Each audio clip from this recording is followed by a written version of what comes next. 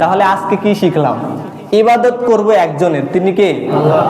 এই ইবাদত যদি কবুল হতে হয় কয়টা শর্ত পালন করতে হবে?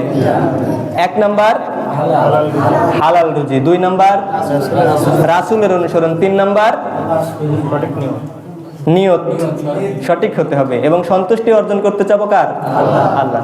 আল্লাহ তাআলা রব্বুল আলামিন আমাদেরকে যেন খালেস নিয়তে শুধুমাত্র তারই সন্তুষ্টি অর্জনের জন্য ইবাদত করার তৌফিক দেন। সকলে পড়ি আমিন। আসসালামু আলাইকুম ওয়া রাহমাতুল্লাহ। ইন্নাল হামদালিল্লাহ আলহামদুলিল্লাহি নাহমাদুহু ওয়া নাস্তাঈনুহু ওয়া নাস্তাগফিরুহু ওয়া নু'মিনু বিহি ওয়া নাতাওয়াক্কালু আলাইহি ওয়া নাউযু বিল্লাহি মিন শুরুরি আনফুসিনা ওয়া মিন সাইয়্যাতি আ'মালিনা মান ইয়াহদিহিল্লাহু ফালা মুদিল্লা লাহু ওয়া মান ইউদ্লিলহু ফালা হাদিয়া লাহু ونشهد أن سيدنا وحبيبنا ومولانا محمدا عبد الله ورسوله الذي أرسله بالحق بشيرا ونذيرا وداعيا إلى الله بإذنه وسراجا منيرا فقد قال الله تعالى في كلامه المجيد وفي فرقانه الحميد أعوذ بالله من الشيطان الرجيم بسم الله الرحمن الرحيم ولقد أرسلنا نوحا إلى قومه فقال يا قوم اعبدوا الله ما لكم من إله غيره أفلا تتقون وقال تعالى في شان حبيبه إن الله وملائكته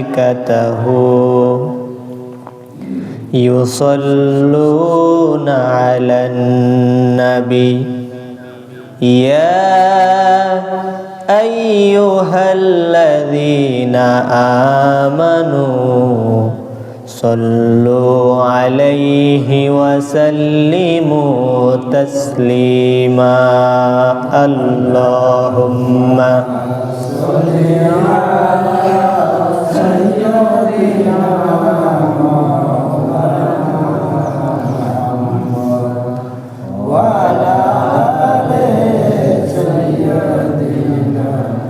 রসুলানা মুহাম্মদ। একটু মুহাব্বতের সাথে সবাই করি আল্লাহুম্মা সাল্লি আলা সাইয়্যিদিনা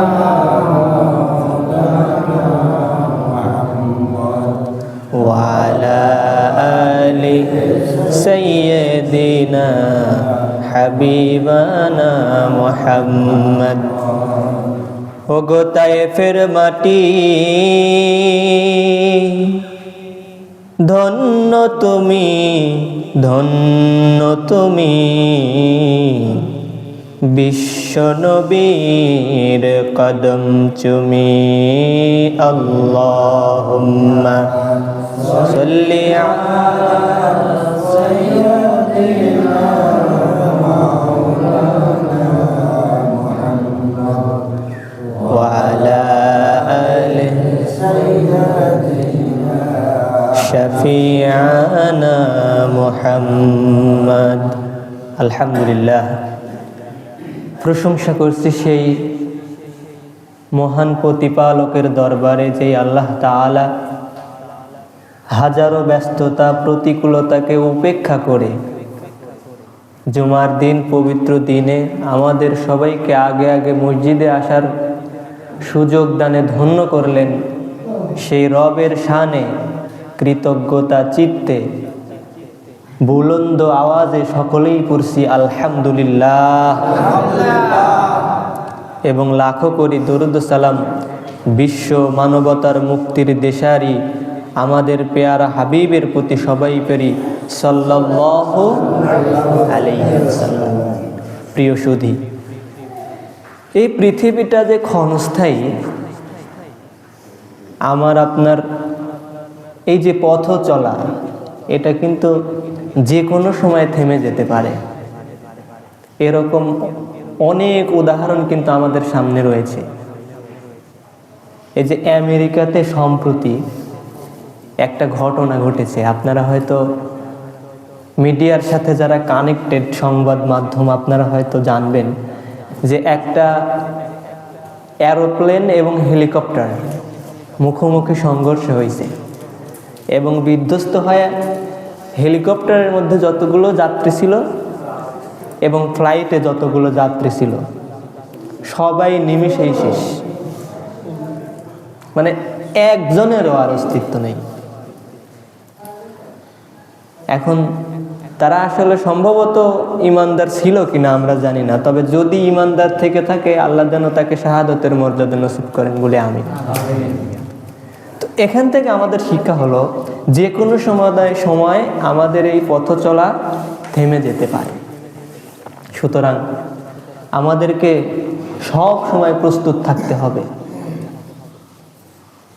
আমরা নিজেদের সংসার, নিজেদের ঘর সামলানোর জন্য কত প্ল্যান প্রোগ্রাম করে রাখি, কিন্তু আমরা তো মুসলমান যারা, আমরা তো বিশ্বাস করি, আমরা যারা মুসলমান তারা তো বিশ্বাস করি মৃত্যুর পরে আরেকটা জীবন আছে। কিন্তু তারপরেও আমাদের কেমন যেন অনীহা, অবজ্ঞা, আমাদের কোনো প্রিপারেশন নাই। এমন সময় ব্যস্ততা আল্লাহ তাআলা শেষ করে দিবেন, যেই দিন আফসোস করা ছাড়া আর কিছুই থাকবে না। প্রিয় সুধী, তাই আসুন আমরা সবসময় মৃত্যুকে স্মরণ করি। আল্লাহ যেন আমাদেরকে মৃত্যুর কথা স্মরণ রাখার তৌফিক দেন, সকলে করি আমিন। ভূমিকাতে কথা না বলে সরাসরি আমি কোরআনুল কারিমের মধ্যে চলে যাচ্ছি। আল্লাহ তাআলা সূরা আল মুমিনুনের 23 নম্বর আয়াতে মুমিনদের জন্য একটা বার্তা দিয়েছেন। আল্লাহ তাআলা বলেন, ওয়ালাকাদ আরসালনা নূহান ইলা কওমিহি, আর অবশ্যই আমি নূহ আলাইহিস সালামকে প্রেরণ করেছিলাম তার জাতির নিকট। প্রেরণ করার পরে সে বলেছিল, ফাকালা ইয়া কওমি বুদুল্লাহ, সে তার কওমকে বলেছিল, হে আমার সম্প্রদায়ের লোকেরা, তোমরা আল্লাহর ইবাদত করো। এরপরে আল্লাহ পাক বলেন, তিনি তার কওমকে আরো বলেছিল, মা লাকুম মিন ইলাহিন গায়রু, তোমাদের কি হয়েছে যে আল্লাহর ইবাদত করো না? ইবাদত পাওয়ার যোগ্য আল্লাহ ছাড়া আর কে আছে?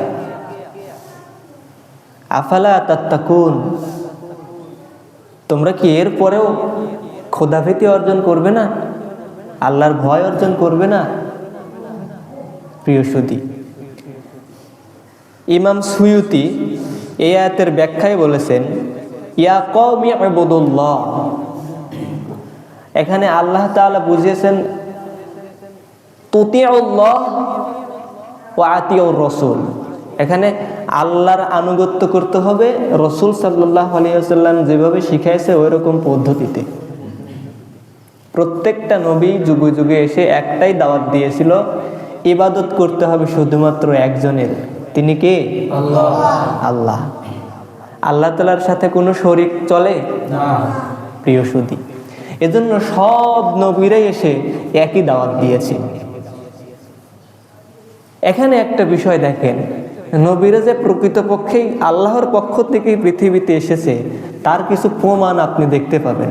অসংখ্য অগণিত প্রমাণের মধ্যে একটা প্রমাণ হচ্ছে ঈসা আলাইহিস সালামের সাথে আমাদের নবী মুহাম্মদ সাল্লাল্লাহু আলাইহি ওয়াসাল্লাম তার কি দেখা হয়েছিল? আমি মনে হয় বোঝাতে পারি নাই। এরপরে মুসা আলাইহিস সালাম এর সাথে ঈসা আলাইহিস সালামের কি দেখা হয়েছিল? নূহ আলাইহিস সালামের সাথে ঈসা আলাইহিস সালামের দেখা হয়েছিল? পৃথিবীতে কি আদম আলাইহিস সালামের সাথে আমাদের নবীর দেখা হয়েছে সরাসরি? কিন্তু দেখেন, তারা যখন দাওয়াত দিতে বলেছে ইয়া কওমি ইবুদুল্লাহ মা লাকুম মিন ইলাহিন গায়রু, শত শত বছর আগে। এখন যদি আমি এখানে থাকি আর একজন ভাই আছেন হচ্ছে আমেরিকাতে, আমি তাকে ফোন করে বললাম অমুক ব্যক্তিকে এই মেসেজটা পৌঁছায় দেন, তার মানে বোঝা গেল যে আমি ভাইকে বলছি সেইটাই ভাই বলে দিছে। কিন্তু তার সাথে কোনো নবীর কোনো কানেক্ট নাই, কিন্তু শত শত বছর পরে এসে একই বার্তা দিচ্ছে মানুষের কাছে। তার মানে তারা যেই বার্তাটা মানুষের কাছে পৌঁছাচ্ছে ওটা তাদের নিজেদের কোনো বার্তা নয়। ওই বার্তাটা যিনি স্বয়ং নাজিল করেছেন আসমান থেকে, তিনি কে? আল্লাহ। প্রিয় সুধী, তাহলে ইবাদত হবে একজনের, তিনি কে? আল্লাহ। আল্লাহ। এজন্য আল্লাহ তাআলা রব্বুল আলামিন নূহ আলাইহিস সালামের এক্সাম্পল আমাদের সামনে উপস্থাপন করতেছেন। তিনি তার কওমকে বলেছিল ইয়া কওমি ইবুদুল্লাহ মা লাকুম মিন ইলাহিন গায়রু। নূহ আলাইহিস সালামকে 40 বছর বয়সে নবুয়ত প্রদান করা হয়েছিল। এরপরে তিনি 950 বছর মানুষকে আল্লাহর পথে ডাকছে। ওই সম্প্রদায়ের লোকেরা সর্বপ্রথম শিরক শুরু করে, অর্থাৎ ব্যক্তি পূজা শুরু করে। ভালো ভালো মানুষের মূর্তি বানায় একসময় তাদের ইবাদত করা শুরু করে। তো আল্লাহ তাআলা এ বিষয় নিয়েও আমরা ভবিষ্যতে যদি আল্লাহ সুযোগ দেয় জানার চেষ্টা করব। তো ওই এক্সাম্পলগুলো উনি বলার পর বলতেছে দেখো এইগুলো তোমরাই বানাও, আবার তোমরাই পূজা করো। আসলে প্রকৃত ইবাদত পাওয়ার যোগ্য তো একমাত্র আল্লাহ, এটা উনি বুঝালেন। এখন আমার প্রশ্ন হচ্ছে, আমরা যে ইবাদত করব সেটা কি কোনো ব্যক্তিকে খুশি করার জন্য? না। আমরা আমাদের ইবাদত, আমাদের জীবন নির্ধারণে সব সময় একজনের সন্তুষ্টি আমরা পেতে চাই। সেই সত্তার নাম কি? আল্লাহ। আল্লাহ। এর বাহিরে কি আপনাদের কোনো চাওয়া আছে? আমরা আজকে মসজিদে আগে আগে আসছি, এটা কি কোনো ব্যক্তিকে খুশি করার জন্য? আমরা খুশি করতে চাই একজনকে, তিনি কে? ওই আল্লাহকে খুশি করতে গিয়ে আমার ভাই যদি আমার বিরুদ্ধে যায়, আমার বাবা যদি আমার বিরুদ্ধে যায়, আমার বন্ধু যদি আমার বিরুদ্ধে যায়, আমার প্রতিবেশী যদি আমার বিরুদ্ধে যায়, আমার কি কোনো যায় আসে? ভালোবাসা, ঘৃণা সব কিছু হবে কার সন্তুষ্টির জন্য? আল্লাহ। তো ইবাদত যদি আমরা করি সেটা কবুল হবে কখন? যখন আমরা শুধুমাত্র আল্লাহকে সন্তুষ্টির জন্য ইবাদত করব। প্রিয় সুধী, তো ইবাদত যদি আমরা করতে চাই সেটা যদি কবুল না হয় তাহলে আমার মতো হতভাগা কি আর কেউ আছে? না। একটু চিন্তা করে দেখেন, আপনি কত কষ্ট করে আমাদের কৃষক ভাইয়েরা, তাই না? একটা ফসল সেই রোপণ থেকে শুরু করে নিয়ে ঘরে তোলা পর্যন্ত, এটা কি আসলে খুব সহজ বিষয়? কত পরিশ্রম করতে হয় না? তো হঠাৎ করে দেখা গেল আপনি পরিচর্যাও সব করছেন। ওই যে একটা এক্সাম্পল আমি দিয়েছিলাম অনেকদিন আগে, যে একজন কৃষক 2 বিঘা জমিতে পেঁয়াজ রোপণ করছে, চারা। তো যেই দিন পেঁয়াজটা উত্তোলন করবে তার 2 দিন আগে শিলা বৃষ্টি হয়েছে, এক একটা ওই পাথরের ওজন প্রায় 1 পোয়া বা আধা কেজির মতো। তো এরকম শিলা বৃষ্টি যদি ওই জমিতে আধা ঘন্টা হয়, ফসল কি আর খুঁজে পাওয়া যাবে? তাহলে আগে যে পরিশ্রমগুলো করছি সবগুলো বৃথা হয়ে গেল আধা ঘন্টা বৃষ্টি। তো তখন আপনি কি করবেন? যদি আপনি দেখেন যে আবহাওয়া বার্তা সংবাদ জানাচ্ছে যে 2 দিন পর বৃষ্টি হওয়ার সম্ভাবনা আছে, তখন আপনি যদি এটা জানেন তাহলে কি করবেন? যে যদিও ফলন একটু কম পাই কিন্তু আগেই তুলে ফেলি, তাই না? লাভ না হোক, লস যেন না যায়, তাই না? এরকম চিন্তা আমরা করব না? কথা বলে না। তো আল্লাহ তাআলা রব্বুল আলামিন আমাদের ইবাদতের জন্য পাঠাইছে। ইবাদত যদি কবুল না হয় কিয়ামতের দিন আফসোস করা লাগবে, এটা তো আল্লাহ তাআলা আগেই বলে দিছে। তাহলে এখান থেকে আমাদের কি বার্তা নেওয়া উচিত না? ইবাদত করলেই কি ইবাদত কবুল হবে? প্রিয় সুধী, তাহলে ইবাদত কবুল হবে 3টা শর্ত আপনাকে ফুলফিল করতে হবে। 3টা শর্ত যদি ফুলফিল করতে পারেন তবে ইবাদত কবুল হবে। 1 নাম্বার, ইবাদত করলে ওই ইবাদতটা যদি কবুল হতে হয় তাহলে হালাল রুজি অন্বেষণ করতে হবে। 1 নাম্বার কি? সবাই বলেন। ইবাদত আল্লাহ তাআলা কবুল করবেন, কিন্তু শর্ত কয়টা? 3টা। সবাই বলেন।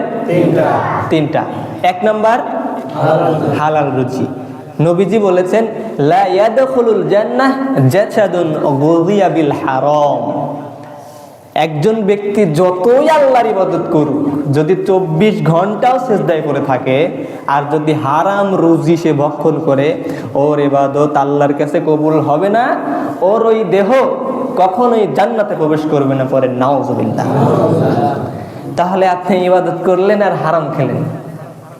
আমাদের দেশে কিন্তু এরকম অনেক আছে, সব বোঝে, জাতে মাতাল হলেও তালে ঠিক, তাই না? সুদ খাচ্ছে নামাজ পড়ে। তার মানে বলতেছি না আপনি সুদ চালান আর নামাজ ছেড়ে দেন, না। আপনি নামাজ যেহেতু শুরু করছেন, নামাজটা পড়েন আর সুদটা ছেড়ে দেন। তাহলে বেশি ব্যাখ্যায় যাব না, খুবই সংক্ষেপে, যেহেতু 3টা পয়েন্টই আমাদেরকে শুনতে হবে। 1 নাম্বার কি? হালাল রুজি।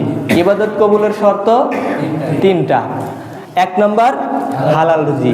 যদি আপনি হারাম খান আর ইবাদত করেন, ওই ইবাদত কি কবুল হবে? না।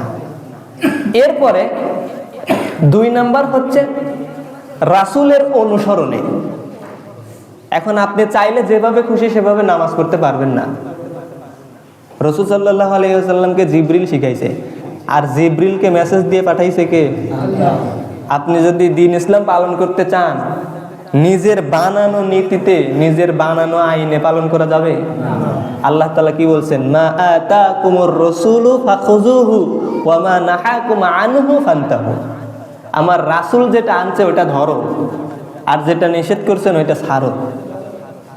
আল্লাহ তাআলা নামাজ পড়তে বলছেন, কিন্তু রুকু কিভাবে করতে হবে, সিজদা কিভাবে করতে হবে, এর ব্যাখ্যা দিয়েছেন কে? রাসূল সাল্লাল্লাহু আলাইহি ওয়াসাল্লাম। তাহলে তাকে যদি অনুসরণ না করেন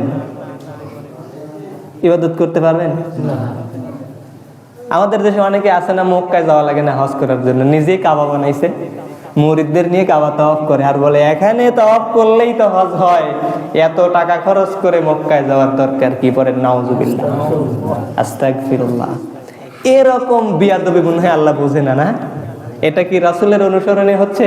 না। এটা কার অনুসরণে? শয়তানের। আল্লাহর কাছে এটা কবুল হবে না। সম্মানিত সুধী, তাহলে ইবাদত করতে হলে আল্লাহ তাআলা কয়টা শর্ত দিবেন? 1 নাম্বার 2 নাম্বার রাসূলের অনুসরণ। মাশাআল্লাহ, এই তো কোয়ালিফাইড শ্রোতা হয়ে গেছেন আপনারা, আলহামদুলিল্লাহ। 3 নাম্বার খুবই গুরুত্বপূর্ণ, লা ইউকবালাল ইবাদা ইল্লা বিল ইখলাস ওয়াল মুত্তাবাআতুর রাসূল সাল্লাল্লাহু আলাইহি ওয়াসাল্লাম। ইবাদত যদি কবুল হতে হয় তাহলে সেখানে আপনার উদ্দেশ্য হতে হবে আল্লাহর সন্তুষ্টি। ইল্লা বিল ইখলাস, যদি খালেস নিয়ত না করেন ইবাদত কবুল হবে না। ওয়াল মুত্তাবাআতুর রাসূল, আর দ্বিতীয়টা হচ্ছে কি বলছি? রাসূলের অনুসরণ। দেখেন নিয়তের পরিশুদ্ধতা এটা কতটা প্রয়োজন। ছোটরা দুইজনে, একজনকে এই পাশে একজনকে ওই পাশে রাখা লাগবে। হ্যাঁ, আপনারা কি কথা শুনতেছেন প্রিয় সুধী? তাহলে ইবাদত কবুল হতে হলে নিয়তের পরিশুদ্ধতা লাগবে। রাসূল সাল্লাল্লাহু আলাইহি ওয়াসাল্লাম নিয়ত কতটা গুরুত্বপূর্ণ সাহাবীদেরকে একদিন এভাবে আলোচনায় বসে বুঝাচ্ছিলেন যে ইবাদত যদি করতে হয় শুধুমাত্র আল্লাহর সন্তুষ্টি লাগবে। রাসূল সাল্লাল্লাহু আলাইহি ওয়াসাল্লাম বললেন, একজন ব্যক্তি নিয়ত করেছে, সেটা কি? যে আমি সদাকা করতে চাই, অর্থাৎ কিছু দান করতে চাই। এখন সদাকা আমরা যেটাকে দান বলি, এটা যাদের অধিকার তারা গরিব না? সদকা গরিবের অধিকার না? এর প্রাপ্য কারা? গরিবেরা। আপনি যদি ধনীকে সদকা দেন, ওটার কি সদকা হবে? তো উনি নিয়ত করলো যে আমি আজকে রাতের আধারে একটু আমার সাধ্য অনুযায়ী সম্পদ সদকা করব। তো দেখা গেল সদকা উনি রাতে করে ফেলছে। ওই রাতের পরবর্তী সকালে মানে মানুষের মধ্যে এটা বলা বলি হচ্ছে যে কোনো একজন ব্যক্তি আজকে সদকা করছে, কিন্তু ওই সদকাটা গরিবের কাছে যায়নি, যাকে দান করা হয়েছে সে একটা চোর। তো চোরকে সদকা করলে কি সওয়াব হবে? তো পরবর্তীতে উনি একটু চিন্তায় পড়ে গেল, কি হলো, আমি করলাম কি আর হলো কি? পরবর্তী দিন তিনি আবার সদকা করছে। এবারে আরো বড় ধরনের একটা মানে এমন মানুষকে সে দিয়ে ফেলছে, পরবর্তী সকালে সকলে বলা বলি করতেছে আজকে একজন পতিতা নারীকে সদকা করা হয়েছে। বুঝতে পারছেন? এরপরে উনি ভাবলেন, ইস আবার তো ভুল হয়ে গেল, তাহলে আমি কি করব? আবার আজকে রাতে আমি সদকা করব, দেখি কতদিন আমি সঠিক জায়গায় পৌঁছাতে পারি না। তার পরবর্তীতে উনি আবার সদকা করলো। পরবর্তী সকালে সকলে বলা বলি করতে লাগলো, আজকে যে সদাকা করা হয়েছে এটা তো ধনীর কাছে পৌঁছে গেছে, যাকে সদকা করা হয়েছে তার উপর যাকাত খরচ। তাহলে ধনী মানুষকে সদকা করলে কি দান হবে ওইটা? আপনি ধনীকে যদি কিছু দিতে চান উপহার হিসেবে দিতে পারেন, কিন্তু দান এটা গরিবের অধিকার। বড় লোককে দান করলে ওটা দান হবে কি না? তো তখন তার এই দানের রেজাল্টটা কি হবে? বিশ্বনবী বললেন যে যদিও সে প্রথম দিন একজন চোরকে দান করছে, তার এই দানটা বিফলে যায়নি। কারণ কি? সে যেই চোরকে দান করছে এই চোরটা ছিল হচ্ছে অভাবের চোর। আমাদের দেশে কিছু চোর আছে, এগুলো কি আসলে অভাবের চোর নাকি স্বভাবের চোর? সংখ্যাটা মনে হয় কম নাকি? তাহলে আমাদের দেশে স্বভাবের চোর আছে না নেই? তো উনি ছিল স্বভাবের চোর না, উনি ছিল কি? অভাবের চোর। বিষ্ণুনবী বললেন যে উনি যে চোরকে দান করছে ওই দানের সম্পদটা সে পেয়ে হয়তো ওই রাতে আর চুরি করবে না। এরপর ওই পতিতা নারী যাকে দান করা হয়েছিল উনি ছিল খুবই অভাবী, ওনার আয়ের উৎস ছিল ওইটাই। তো তখন উনি যাকে দানটা করে ফেলছে ওই নারী হয়তো আজকে এই দানের সম্পদটা পেয়ে ওই অপরাধমূলক কাজে আর সে আজকে যাবে না।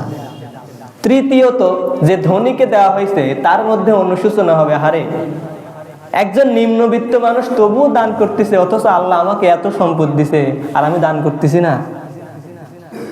এই অনুশোচনাটা তার মধ্যে কাজ করতে পারে। বিশ্বনবী বলেন সে যা দান করছে যদিও ভুল জায়গায় গেছে, কিন্তু নিয়তটা ছিল ঠিক, শুধুমাত্র আল্লাহর সন্তুষ্টির জন্য দান করছে, যার কারণে আল্লাহ তাআলা তার এই দানকে কবুল করে সওয়াবটারে 10 গুণ বাড়ায় দিয়েছে। এটা হলো নিয়তের পরিশুদ্ধতা প্রিয় সুধী। কিন্তু আমরা এখন কি কাজ করি? আমাদের ইবাদত বলেন, ওই যে একজন ব্যক্তি তার এক বন্ধুর সাথে পাশের বাড়ির একই সাথে বাড়ি এরকম আছে না অনেক বন্ধু, তো উনি বলতেছে আচ্ছা আজকে রাতে দেখলাম তোদের বাড়িতে কিরকম যেন জোরে একটা আওয়াজ হলো, কোনো সমস্যা হয়েছে নাকি?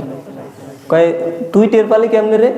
বলতেছে শোন, কি আর বলবো, আজকে সারাদিন এত পরিশ্রম করছি, সকালে ঘুম থেকে উঠে 2 ঘন্টা কোরআন শরীফ পড়ছি, তারপরে ঘুম থেকে উঠে রাস্তায় বের হলাম, দেখলাম ফকিরের সাথে দেখা হচ্ছে। তো 10 জন ফকিরকে 100 টাকা করে দান করছি। তারপরে জোহর নামাজ জামাতের সাথে পড়ছি, বিকেলে মানুষকে দিনের জন্য আহ্বান করছি, আসরের নামাজ জামাতে পড়ছি, মাগরিবের নামাজও জামাতে পড়ছি, এশার নামাজটাও আমি জামাতে পড়ছি। তারপরে দেখলাম রাত 11টা বেজে গেছে, কি আর করব, সকালে তো ফজরের নামাজ পড়া লাগবে, তো তখন ঘুমায় গেছি। তারপরে আবার 3টার সময় উঠে 12 রাকাত তাহাজ্জুদ পড়ছি।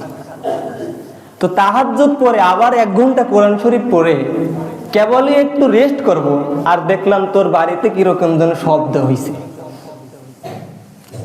তাহলে এখান থেকে বোঝা গেল যে এই বন্ধুটা ওই বন্ধুর কত খোঁজ রাখে। সে তার বাড়িতে একটা শব্দ শুনছে, এটার জন্য পিছনের কত ঘটনা বন্ধুর কাছে বর্ণনা করলো। তার মানে সে তার বন্ধুকে যে বলেছিল তোর বাড়িতে শব্দ হয়েছে, এটা কি মূলত তাকে ওই শব্দের জন্যই বলছে, নাকি এই ইবাদতটা জাহির করার জন্য? মনে হয় কঠিন হয়ে গেল কথা।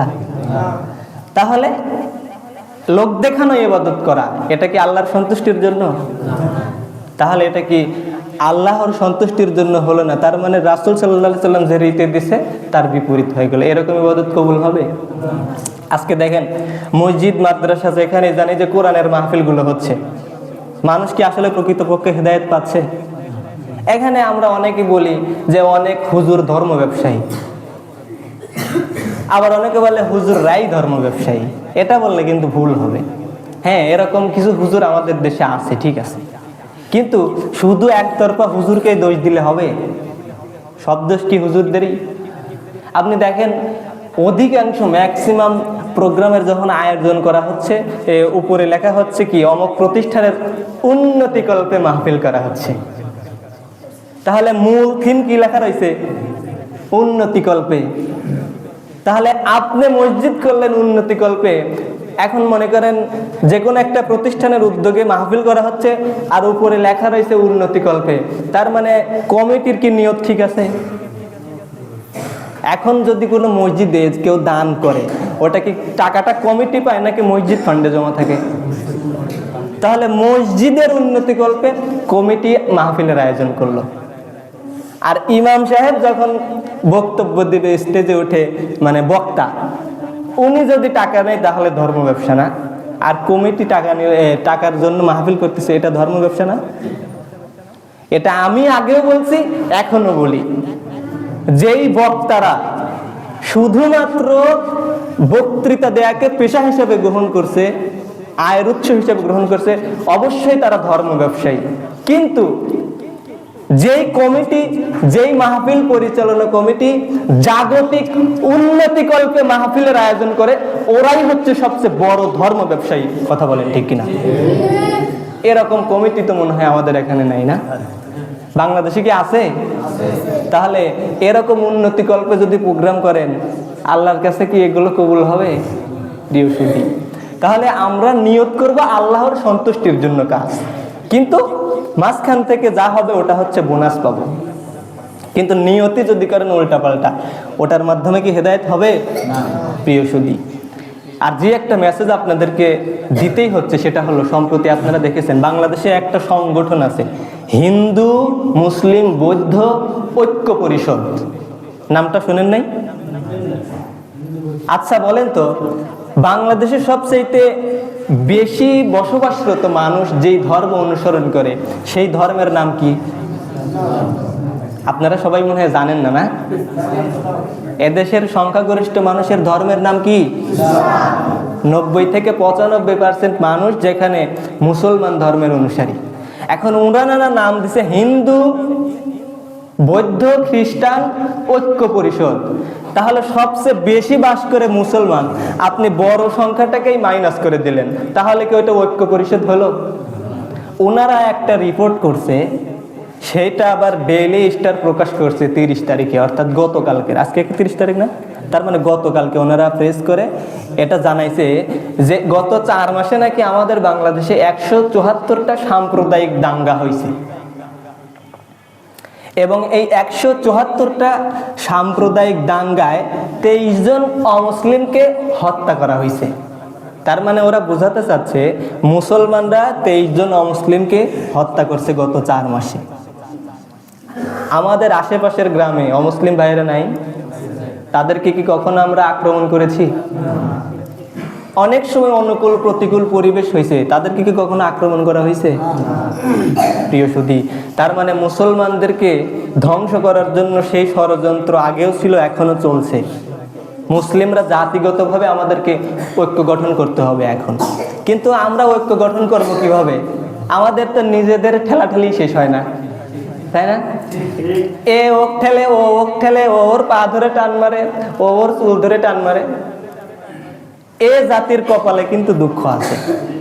প্রিয় সুধী, যখন অমুসলিমেরা আক্রমণ করবে তখন দেখবে না যে আপনি কোন দল করেন, কোন নেতার অনুসরণ করেন। যখন মায়ের শুরু হবে না, তখন দেখবে আপনার অন্ততপক্ষে মুসলমান ঘরের সন্তান কিনা আপনি সাথে সাথে ভ্যানিশ করে দেবে।